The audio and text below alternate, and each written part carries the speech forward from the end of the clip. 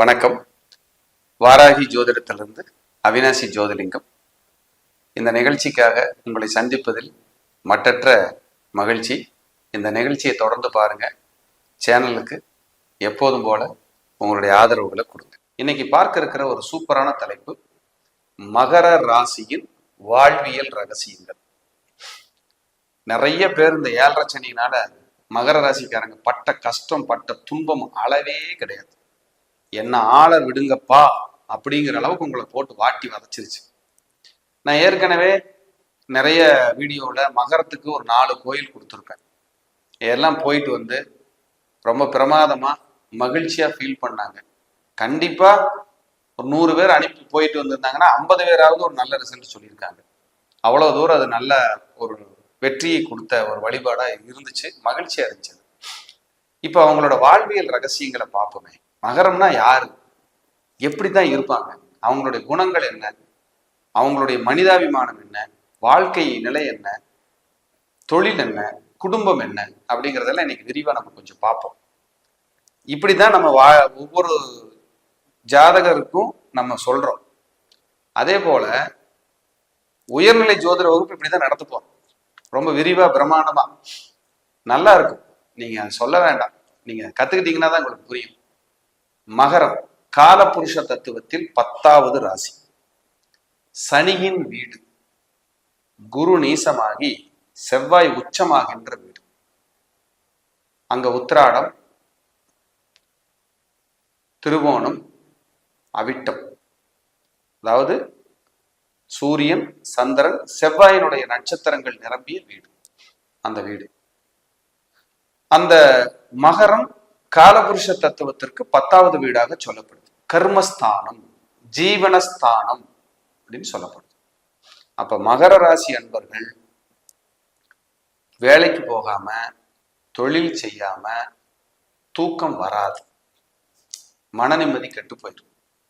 Sir நிறைய பேர் சும்மா தான் சார் இருக்காங்க, அவங்க நல்லா வாழல, நிம்மதி கெட்டுத்தான் வாழ்ந்துட்டு இருப்பாங்க. ஏன்னா கர்மஸ்தானம்னு வந்துருச்சு. கர்மம்னா என்ன? கர்மம் செய்யறது. தொழிலையும் கர்மம்னு சொல்லுவோம். கர்மமே கண்ணாயிரு நன்றுகிறது, நாளெல்லாம் வினை செய், கர்மமே கண்ணாயிரு சொல்றமா இல்லையா? நல்லதே நினை, டெய்லியும் நல்ல ஆக்டிவா இரு, வினை செய், கர்மமே கண்ண, தொழிலே பிரதானமா இரு வாழ்க்கையில. மகரம் தாங்க அதுக்கு காரணம். முதலை மகரம் தான். பாதி சதுப்பு நிலம், பாதி நீர். முதல்ல அங்கதானே வாழும். அப்ப மகரத்துக்கு பாருங்க, பாதி நீர் பாதி சதுப்பு நிலம். இவங்க லைஃப் பாதி வாழ்க்கை போராட்டம், மீதி வாழ்க்கை வெற்றி. முதல் பாதி இவங்கள நொறுக்கு நொறுக்கிடும், விடவே விடாது. எந்த மகரத்தை எடுத்தாலும் சரி, சவால் விட்டு சொல்றேன், ஒரு பெரிய பொருளாதாரத்தை இழந்து தொழிலுக்காக கஷ்டப்பட்டு லைஃப் டெட் எண்டுக்கு போய் மேல வராத மகரமே கிடையாது. அப்படியே நிதர்சனமான உண்மை இது. ஏதோ ஒரு 5 பேர் 10 பேர் தப்பிச்சிருக்கலாம், அது சில ஜாதக அமைப்பு, புண்ணிய அமைப்பின்படி. ஆனா இவங்களை இப்படித்தான். செவ்வாய் உச்சமாகிற வீடு என்பதால் இவர்கள் முன்கோபக்காரர்கள். கோபம் வந்தா கண்ட்ரோல் பண்ண முடியாது, அப்படியே ஸ்ட்ராங்கா இருப்பாங்க, பார்த்துக்கலாம் வாப்பாங்கிறது. மன அழுத்தத்திற்கும் மன உளைச்சலுக்கும் ஆளாகின்ற ராசி. ஏன்னா சூரியனும் அங்கதான் இருக்கு, சந்திரனும் அங்கதான் இருக்கு, நட்சத்திரம். மன அழுத்தத்திற்கும் மன தொந்தரவுக்கும் ஆளாகிற ராசி. தந்தையாருடைய போராட்டத்தை சொல்லி ஏட்டில் எழுத முடியாது மகர ராசி அன்பர்களுக்கு. தாயார் தான் உலகம், தாயார் தான் பலம், தாயார் தான் ஃபில்லர் அந்த குடும்பத்துக்கு. தாயார் தான் பில்லர். அப்படி வாழ்ற வாழ்க்கை மகரம். மகரத்தை நீங்க யாரு வேணா எடுத்து செக் பண்ணுங்க. மகரம் தகரமும் தங்கமாகுங்கிறான். மகரத்துல ஒரு கிரகம் இருந்தா காரணம், லைஃப்னா என்னன்னு இவங்களுக்கு தெரியும். இவங்களுக்கு எப்படி வாழணுங்கிறத விட எப்படி வாழக்கூடாதுங்கிற ரகசியத்தை தெரிந்த 12 ராசிகளில் மகரமே தலையாயிருக்கு. அட்டகாசமா இருக்கு. ஒரு மகர ராசி கூட இருந்தா போதுங்க, நம்மளை லீட் பண்ணி கொண்டு போயிடும். சார் இந்த கட்டத்துல இந்த இடத்துல தப்பு பண்றீங்க, இங்க தப்பு பண்ணாதீங்க. மகர ராசியில் யார் ஜோதிடர்களாக இருந்தாலும் சரி, மற்றவர்களுக்கு தலை சிறந்த வழிகாட்டியாக இருப்பார்கள். அவங்க நல்லதெல்லாம் சொல்ல மாட்டாங்க, அப்புறம் ஒரு ஓரமா இருக்கட்டும், எங்க போனா என்ன தப்பு நடந்து எங்க வீணா போயிருவோங்கிறது ஈஸியா சொல்லுவாங்க. அங்க மட்டும் நம்ம எச்சரிக்கையா இருந்தா போதும். மகரத்தில் அப்படி ஒரு சூப்பரான ராசி. 12 ராசிக்கு இப்படி இருக்கு. மகரம் ஸ்பெஷல். பாருங்க, இந்த 7.5 சனியில தாக்கு பிடிக்கிறது மகரம் தாங்க. வேற யாராவது இருந்தா ஊரை விட்டு ஓடிடும். மகரத்துக்காரங்களை கேளுங்க, நானுங்கிறதுனால தாக்கு பிடிச்சேன் அப்படிம்பாங்க. அவ்வளவு பலம் அந்த மகரத்துக்கு. செவ்வாய் உச்சம், வைராக்கியத்துக்காகவே பிறந்தவங்க. எதுனாலும் சரி, கல் மனசு, இறுக்கமா இருந்து காரியம் சாதிப்பாங்க. கல் மனசுனா மத்த விஷயத்துல இல்ல, அந்த இறுக்கமா இருக்கிறதுக்கு. மத்தவங்க வேண்டாம்னா வேண்டாம் தான், ஒதுக்கி வச்சாங்கன்னா மாறவே மாறாது. சூரியன் அந்த ராசிக்கு அஷ்டமாதிபதி.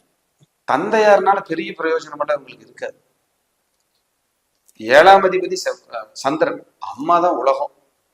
மகர ராசி கல்யாணம் பண்ணா ஆணாக இருந்தால் மனைவி தான் உலகம், பெண்ணாக இருந்தால் கணவர் தான் உலகம். ஆனா மகர ராசியில பிறந்தவங்களுக்கு ஒரு கெட்ட பழக்கம் இருக்கும். அண்ணன், தம்பி, அக்கா, தங்கச்சியில தலையில தூக்கி வச்சுட்டு ஆடுவாங்க. அவங்க இல்லாம வாழவே முடியாது. ஆனா ஒரு நாளைக்கு அவங்களால கடும் கசப்பை சந்திக்கிறது மகரம் தான். இவருக்கு ராசிநாதனே 2ஆம் வீட்டுக்கு அதிபதியா சனியே வர்றதுனால ஏதோ ஒரு ரூபத்துல பொருளாதாரம் அப்படியே புழங்கிட்டே இருக்கும். தப்பு வராது. பர்ஃப்யூம் நல்லா சென்ட் அடிக்கணும், தன்னை அலங்காரமா வச்சுக்கணும், நிறைய பேர்த்துக்கு ஹெல்ப் பண்ணணுங்கிறதுல மகரத்துக்கு மகர் நிகராது அவங்கதான்.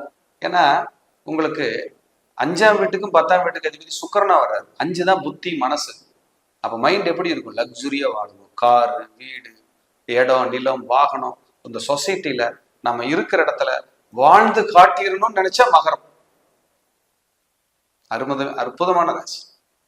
மகரத்துக்கு 3ஆம் அதிபதியே குரு, 12ஆம் அதிபதியும் குரு. இவங்களுக்கு பின்னாடி இளைய சகோதரனோ சகோதரியோ பிறந்து இறக்குறது, இல்ல காணாம போறது, இல்ல உறவுகள் கட்டாகிறதுலாம் ஈஸி. 4ஆம் அதிபதியே இவங்களுக்கு செவ்வாய், அம்மா. அங்க சனி நீசம். அம்மா எளிமையா இருப்பாங்க, கடுமையான உழைப்பாளி. அம்மா சொத்து 10 பைசா பிரயோஜனப்படாது. எந்த வகையிலும் எப்படி காணாம போச்சு, களைஞ்சு போச்சுன்னே தெரியாது. பராமரிக்காம கூட கிடக்கலாம் சில சொத்துக்கள். அம்மா வழியில் யாரேனும் ஒருவர் மனநோய் பாதிக்கப்பட்டோ, சின்ன வயசுல இறந்தவங்களோ, காணாம போனவங்களோ, பிராக்சர் ஆனவங்களோ, விபத்துல கை கால் தொந்தரவானவங்களோ வம்சத்துல இருக்கும் அம்மா வழி. மகர ராசியில பிறந்தா.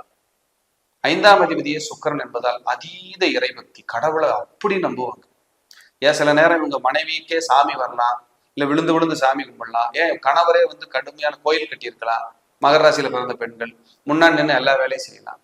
கண்டிப்பா மகர ராசியில பிறந்தவங்க உங்க குழந்தைய தத்து கொடுத்து வாங்கிக்கிறது உங்களுக்கு யோகம். சார் வயசாயிடுச்சு சார், 25 வயசு ஆயிடுச்சு, தத்து கொடுக்க முடியல, துலாபாரம் கொடுக்கலாம் அப்படிங்கிறது பலம். 6ஆம் அதிபதியே புதன் 9 குடைவர். கண்டிப்பா தந்தை, கடன், நோய், வழக்கு, எதிரி பகையால் பாதிக்கப்படுவார். கடைசியா ஒரு மீளவும் செய்வார். கடைசியா ஞானம் இருக்கிறத வாழ்ந்துக்கலான்னு கூட இருக்கலாம். 7ஆம் அதிபதியே சந்திரனா, ஒரு மனைவி, கணவரோ அழகானவர், அன்பானவர், தாய்ப்பாசம் மிக்கவர், பாசத்துக்குரியவராக இருப்பார். அதே போல 8ஆம் அதிபதியே சூரியனாக வருவதால் சில நேரங்களில் மரண பயம், இருதய படபடப்பு, பேக் பெயின், வயிறு உபத்திரவங்களால், ஸ்கின் தொந்தரவுனால இவங்க பாதிக்கப்படுவாங்க. 9ஆம் அதிபதியே புதனா வரனால தந்தையார் சிறப்பான வாழ்க்கை வாழ போராடிக்கிட்டே இருந்தாருன்னு சொல்ல வைக்கும். 10ஆம் அதிபதியே சுக்கிரனாக வருவதால் அது ஒரு யோகம். தொழில் சார்ந்த விஷயங்களில் நிறைய போராடி முன்னேற. ஏன்னா 10ஆம் இடத்துல தான் சனி உச்சமாகிறார். இவர் ராசிநாதன் 10ல் உச்சம்.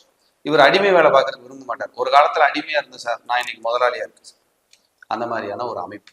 இது மகர லக்னத்துக்கும் பொருந்தும், எடுத்துக்கங்க.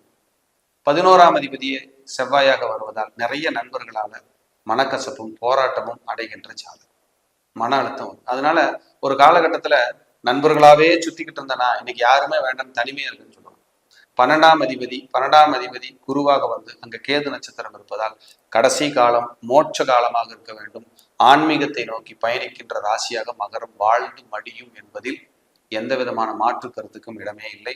அவர்களின் நோக்கம் இறுதி காலம் மோட்சத்தை நோக்கிய பயணமே என்று சொல்லி மீண்டும் ஒரு நல்ல பதிவிலை சந்திக்கிறேன். நன்றி, வணக்கம், வாழ்க வளம்.